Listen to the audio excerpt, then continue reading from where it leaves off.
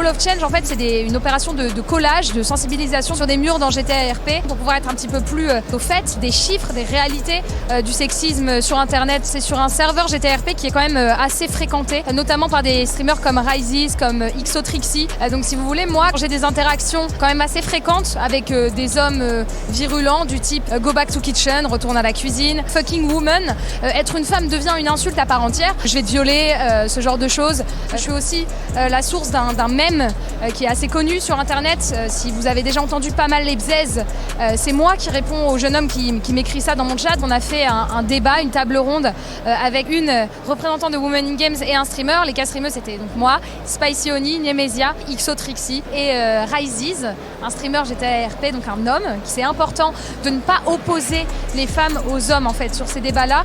Donc Wall of Change, en fait, c'est une opération de collage à la vue de chacun, notamment des jeunes hommes, pour pouvoir être un petit peu plus au fait des chiffres, des réalités du sexisme sur Internet, avec de la prévention, avec le 3018, qui est le numéro qu'on peut appeler si on est victime. Certes, il y a des initiatives qui sont menées. Wall of Change en fait partie, mais la vraie source du problème, elle change pas en fait. Pour moi, un des problèmes des jeux vidéo, c'est l'anonymat. Cet anonymat fait qu'en fait, on n'a pas peur d'une sanction. Moi, ce qui me pose problème, c'est aussi les gens qui sont spectateurs et muets devant ça. Alors forcément, on n'a pas envie de se faire traiter de bandeur de gadgets, le chevalier blanc sauver ses dames et qui, in fine, a juste envie d'avoir leur numéro de téléphone. Si tu ne prends pas part ou qu'au moins tu ne rappelles pas à l'ordre la personne qui a un comportement problématique, c'est que tu le tolères d'une certaine manière. Et pour moi, c'est aussi faire partie du problème.